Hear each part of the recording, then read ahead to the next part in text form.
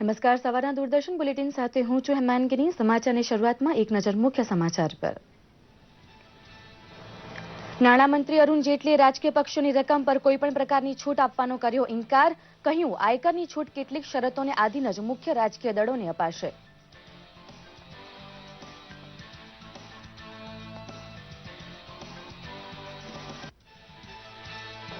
આવકવેરા વિભાગ દ્વારા મેગા સર્ચ ઓપરેશન 5મા દિવસે પણ યથાવત। ઉધનાના મોટા ગજાના ફાઇનાન્સર કિશોર ભજીયાવાળાને ત્યાં પડેલા દરોડામાં કરોડો રૂપિયાની રોકડ અને સંપત્તિ જપ્ત।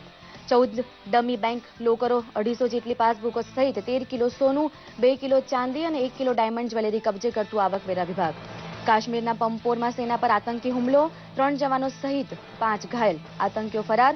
સેનાનું સર્ચ ઓપરેશન જારી। 26મી જાન્યુઆરીએ આતંકી હુમલાની શક્યતાને પગલે દિલ્હીમાં ઉચ્ચસ્તરીય બેઠક।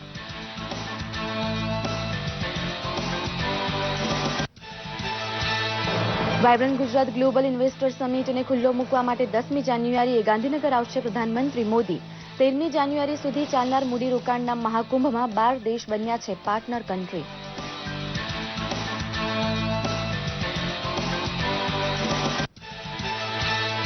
આજે ભારત અને બેલ્જિયમ વચ્ચે junior hockey world cup final. ભારતને 15 વર્ષ બાદ ટાઇટલની આશા। મેચ સાંજે 6 વાગ્યાથી શરૂ થશે।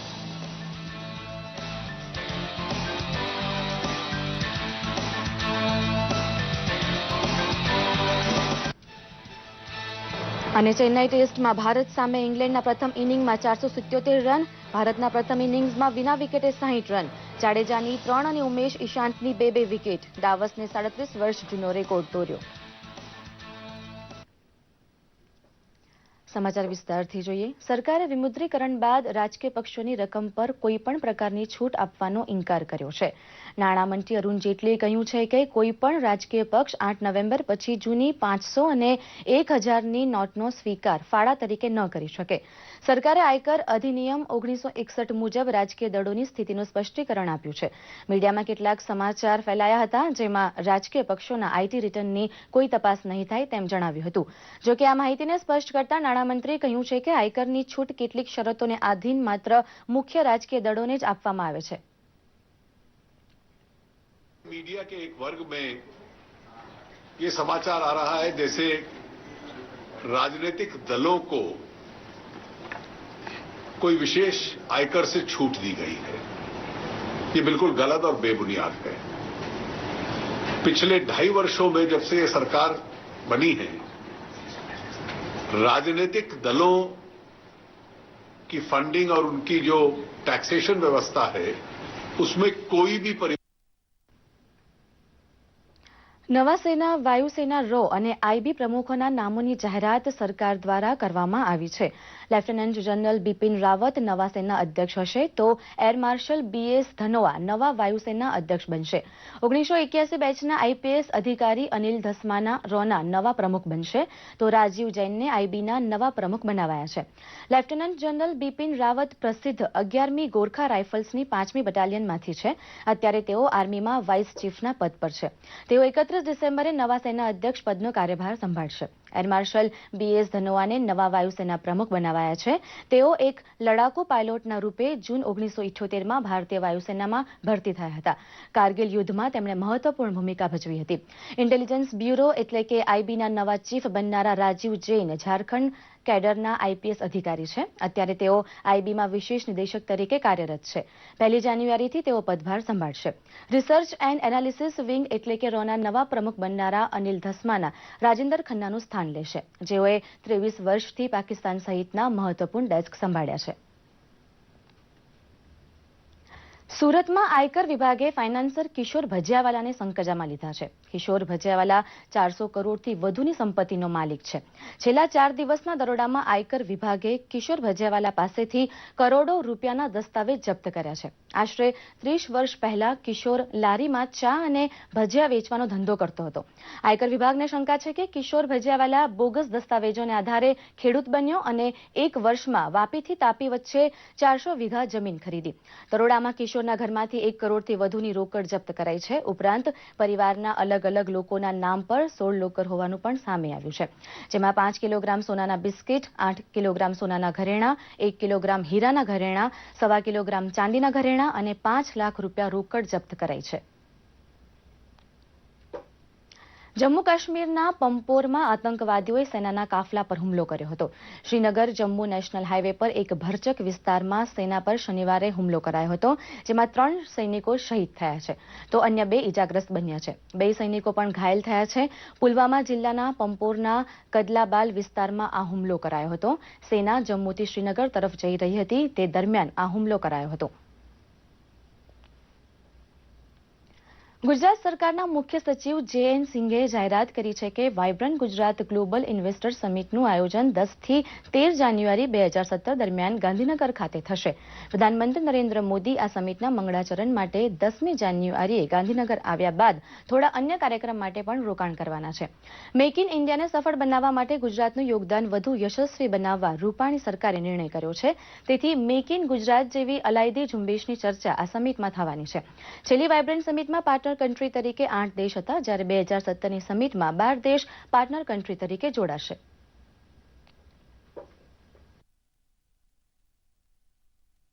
माननीय प्रधानमंत्री श्री 9 जनवरी को आ रहे हैं. उनका 9वीं तारीख को 4 प्रोग्राम रहेगा. गांधीनगर रेलवे स्टेशन का कायाकल्प होगा, एक कमर्शियल स्टेशन के रूप में उभरेगा. गिफ्ट सिटी में इंटरनेशनल फाइनेंशियल सेंटर का उद्घाटन होगा उनके हाथ से. ग्लोबल ट्रेड शो जो वाइब्रेंट का है, वाइब्रेंट 2017 का, उसका शुभारंभ करेंगे. और फिर नोबेल लॉरिएट के साथ में एक्सपोजिशन का ओपनिंग होगा और उसके साथ में उनकी चर्चा होगी. 10वीं तारीख को सवेरे में 1-on-1 उनकी मीटिंग होगी प्रेसिडेंट्स और बिजनेस डेलीगेशंस के साथ में.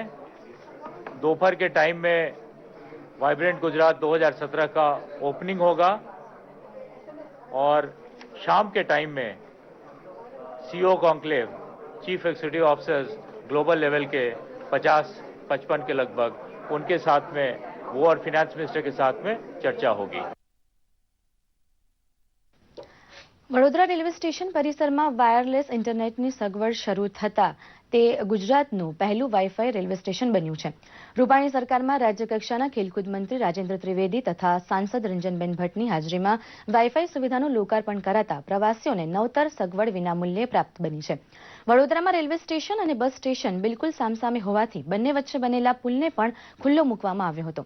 મુસાફરી માટે ટ્રેન સાથોસાથ એસટી બસનો ઉપયોગ કરવાનો થતો હોય તેવા પ્રવાસી માટે આ પુલ આશીર્વાદ સમાન સાબિત થવાનો છે.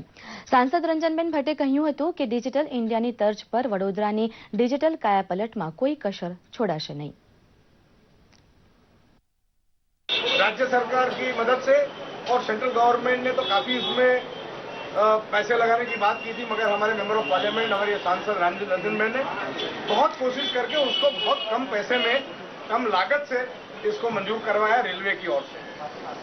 बहुत अच्छी सुविधा ये लोगों को प्राप्त हुई है और मैं समझता हूँ कि लोगों को रेलवे स्टेशन से सीधा, जिनको एसटी में जाना है, एसटी बस पकड़ने जाना है, वो सीधा इसका यहाँ यूज कर सकेंगे.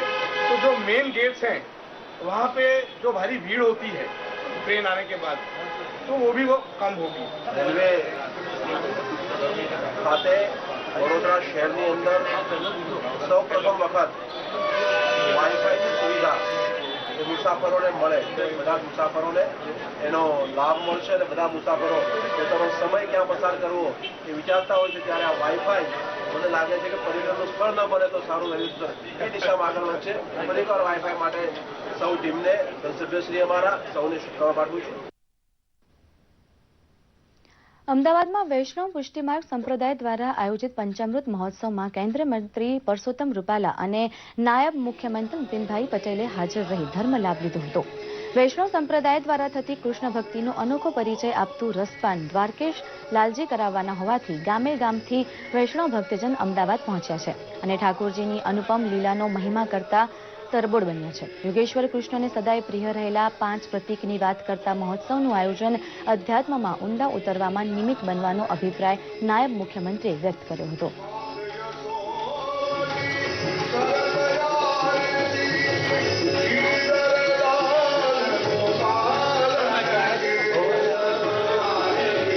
એમાં આજે પ્રથમ દિવસે વાંસળી બંસી ઉપર પૂજ્ય મહારાજશ્રીએ ખૂબ સુંદર રીતે વિવેચન કરી અને રાધા કૃષ્ણ અને વાંસળીને શું સંબંધ છે, કેવા પ્રકારનો સંબંધ છે અને વાંસળીથી બંસીથી સમગ્ર ધર્મને કેવી રીતે જોડવો જોઈએ એ ઉપર ખૂબ સુંદર માર્ગદર્શન ભક્તોને આપવામાં આવ્યું છે. અને આ રીતે 5 દિવસ દરમિયાન જુદા જુદા પ્રસંગોને આવરી લઈ, જુદી જુદી ભગવાનને પ્રિય ચીજ વસ્તુઓને આવરી લઈ અને કથાનું આયોજન કરવામાં આવ્યું છે. એ બદલ સર્વ આયોજકોને ખૂબ ખૂબ અભિનંદન. ધોરાજી ખાતે અંધજન કલ્યાણ ટ્રસ્ટ દ્વારા નેત્રહીન ભાઈ બહેનોને સ્વતંત્ર નાણાકીય લેવડ દેવડ શીખવવા માટે કેશલેસ ઇકોનોમી પર 2 દિવસીય વર્કશોપ યોજાયો છે. આ અનોખા વર્કશોપમાં નેત્રહીન ભાઈ બહેનોની નાણાકીય અગવડતા ટાળવા e banking, mobile banking, net banking તથા વિવિધ પ્રકારના વોલેટ્સ દ્વારા ઓનલાઈન શોપિંગ તથા ઓનલાઈન બેન્કિંગ શીખવવામાં આવ્યું હતું. આ પ્રસંગે બ્લાઇન્ડનેસ ડ્રીમના ચેરમેન ડોક્ટર સમીર મંસૂરીએ સંસ્થા દ્વારા દિવ્યાંગો માટેના પ્રયત્નોને બિરદાવ્યા હતા. આ પ્રસંગે મોટી સંખ્યામાં દિવ્યાંગો ઉપસ્થિત રહી પ્રશિક્ષણ મેળવ્યું હતું.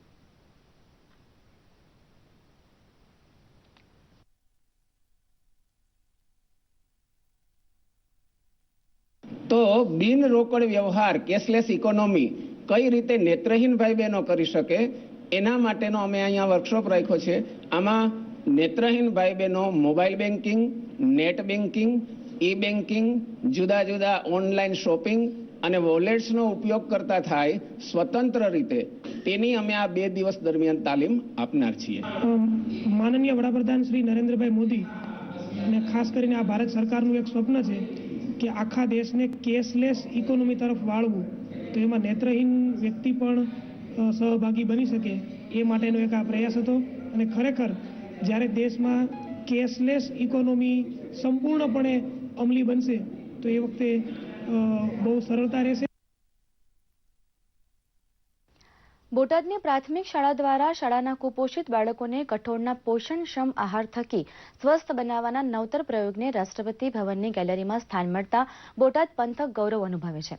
બાળકોએ ઘરેથી લાવેલા 1 મુઠ્ઠી કઠોળને ફણગાવીને આ પ્રોટીનયુક્ત આહાર આપવાના અભિગમને ખુદ રાષ્ટ્રપતિ પ્રણવ મુખર્જીએ નિહાળીને શાળાના આચાર્ય દિલીપભાઈને શાબાશી આપી હતી. આ સ્કૂલ દ્વારા અવારનવાર બાળકોના સ્વાસ્થ્યને લાગતા કાર્યક્રમો યોજવામાં આવે છે. ત્યારે 1 મુઠ્ઠી કઠોળના ઇનોવેટિવ પ્રોજેક્ટને રાષ્ટ્રપતિ ભવનની ગેલેરીમાં સ્થાન મળતા હવે વધુ ને વધુ લોકો તેનો અમલ કરે તો નવાઈ નહીં. સ્વાસ્થ્યમાં એને લીધે અમને અમારી આ સ્કૂલ પ્રત્યે એક લગાવ જાગ્યો અને એક આખી સમસ્યામાંથી સદભાવમાંથી એક સામાજિક પરિવર્તન, કઠોળ પ્રત્યેનું એક જાગૃતિ માટેનું એક સામાજિક પરિવર્તન તરફ આ પ્રયોગ અમને લઈ ગયો. એ અમારા માટે એક. ભારત અને બેલ્જિયમ વચ્ચે આજે જુનિયર હોકી વર્લ્ડ કપનો ફાઇનલ મુકાબલો થશે. 2001માં ચેમ્પિયન રહેલી ભારતીય ટીમ પાસે 1.5 દશક બાદ ફરીથી ઇનામ પોતાના નામે કરવાનો મોકો મળ્યો છે.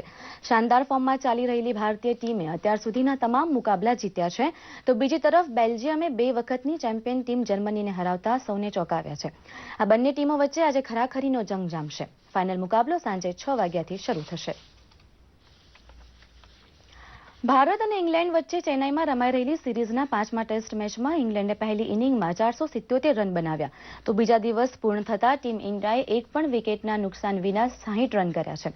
ટીમ ઇન્ડિયા ઇંગ્લેન્ડની પ્રથમ ઇનિંગના સ્કોરથી 417 રન પાછળ છે. સિરીઝની વાત કરીએ તો આર અશ્વિને આ સિરીઝમાં સૌથી વધુ વખત બેન સ્ટોક્સને 5 વખત આઉટ કર્યા, તો ઇંગ્લેન્ડના બેટ્સમેન લિયામ ડોસને ડેબ્યુ મેચમાં 8મા નંબર પર રહીને 66 રન બનાવી નવો રેકોર્ડ બનાવ્યો છે. આ સાથે જ આ બુલેટિન અહીં સમાપ્ત થાય છે. નમસ્કાર.